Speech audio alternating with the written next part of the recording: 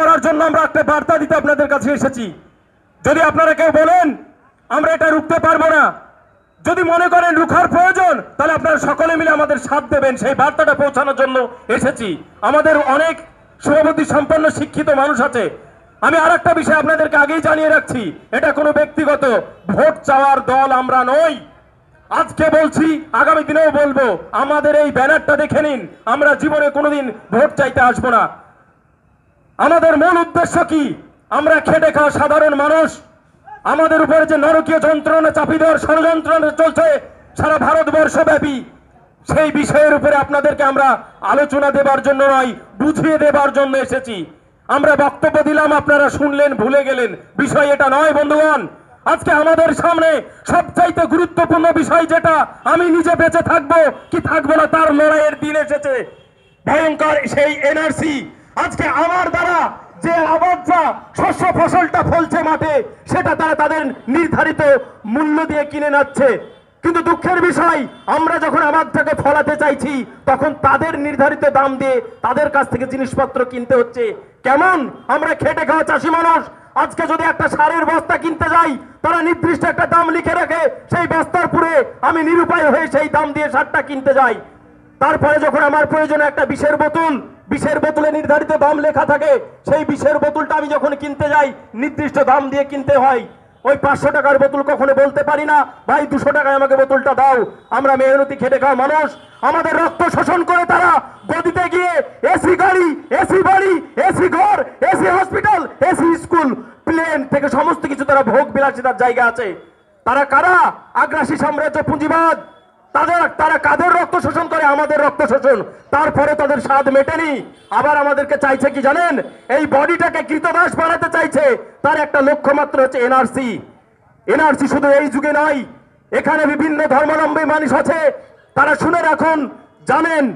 এইটা নিয়ে যখন আমি বিভ্রান্তের মধ্যে পড়ে গেলাম, তখন আমি বিভিন্ন ধর্মীয় সম্প্রদায়ের যারা বিশিষ্ট ব্যক্তি তাদের সঙ্গে সঙ্গ দিতে লাগলাম যে এনআরসি কি সত্যি এখন হচ্ছে না বিগত দিনে হয়েছে। আমরা পরিষ্কার জলজন্ত উদাহরণ, মিশরে একজনের একটা বডি রাখা আছে, তার নাম হচ্ছে ফেরাউনের লাশ। সেই জামানায় একটা এনআরসি হয়েছিল, ঋগ্বেদের জামানায় একটা এনআরসি হয়েছিল, ত্রিপিটকের জামানায় একটা এনআরসি হয়েছিল, ইনজিল শরীফের জামানায় একটা এনআরসি হয়েছিল, কোরআন শরীফের জামানায় একটা এনআরসি হয়েছিল। আজকে বিজ্ঞানের যুগে একটা এনআরসি হতে চলেছে। দুঃখের বিষয়, আমরা প্রত্যেকেই শুভবুদ্ধি সম্পন্ন শিক্ষিত মানুষ, তবু আমরা নিজেকে ধর্মীয় বেড়াজালে আটকে রেখেছি। ধর্ম খাওয়ানো হয়েছে আমাদেরকে, তার ফল কিন্তু সারা ভারতবর্ষ নয়, সারা বিশ্বে চলছে। আগ্রাসী সাম্রাজ্য পুঁজিবাদ ধর্মীয় তাসের দ্রাবানল দিয়ে আমাদেরকে একটা বিভাজন সৃষ্টি করে চাইছে তারা আমরা নিজেরাই যাতে যুদ্ধ লাগিয়ে দিই, নিজেরাই মরে যাই। কি ভাই বলছে? গরুর মাংস, বলছে শুয়োরের মাংস। এগুলো কি বিষয়? আমাদের মূল যে যন্ত্রণা, আমরা দুমুঠো খেয়ে বেঁচে থাকতে চাই, সেখান থেকে আমাদের মুখটাকে ঘুরিয়ে দেওয়া হচ্ছে। কোন দিকে? কাশ্মীরে পুলওয়ামা জঙ্গি কাণ্ড, এনআরসি, এইরকম বিভিন্ন রকম মানুষের মাইন্ডকে ঘুরিয়ে দিয়ে আমাদেরকে শোষণ চালাচ্ছে। সেই জায়গা থেকে যদি আমরা নিজেকে পরিত্রাণ করতে চাই, তাহলে আমাদেরকে কোনো ধর্মীয় বিভাজনের মধ্যে থাকলে চলবে না। সকলের কাছে বিশেষভাবে আমার একটা আবেদন, এই ধর্মীয় চক্রান্ত এবং সুরসুরির বাইরে আমাদেরকে বেরিয়ে আসতে হবে। না হিন্দু, না মুসলমান, না জৈন, না খ্রিস্টান, না শিখ, না সিপিএম, না কংগ্রেস, না তৃণমূল, একটাই ভাষা থাকবে, ভারতবর্ষের মাটি থেকে আগ্রাসী সাম্রাজ্য পুঁজিবাদী আরএসএস এর বনাম বিজেপি হটাও, দেশ বাঁচাও। এই জায়গাটা আমাদেরকে মাথায় রেখে চলতে হবে। আজকে দুঃখের বিষয়, আমরা এখানে যারা বাস করি হিন্দু মুসলমান, তাদের মধ্যে খুব সূক্ষ্মভাবে বিষ ঢুকিয়ে দিচ্ছে। কি বিষ? যে বিষটা নিয়ে আমরা একে অপরকে মারার জন্য তৈরি হচ্ছি। এটা সবচাইতে দুঃখের বিষয়।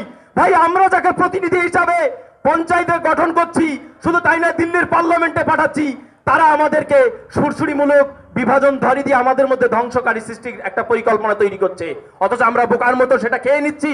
দুঃখের বিষয়, এই জায়গা থেকে আমাদেরকে বেরোতে হবে অবিলম্বে, কারণ তারা আমাদের দ্বারা ভোটটা নিচ্ছে, নিয়ে সেই ঠান্ডা ঘরে গিয়ে আবার প্ল্যান পরিকল্পনা তৈরি করছে আমাদেরকে মারার জন্য। এই বিষয়টা আমাদেরকে মাথায় রাখতে হবে। এনআরসি আসলে বিষয়টা কি?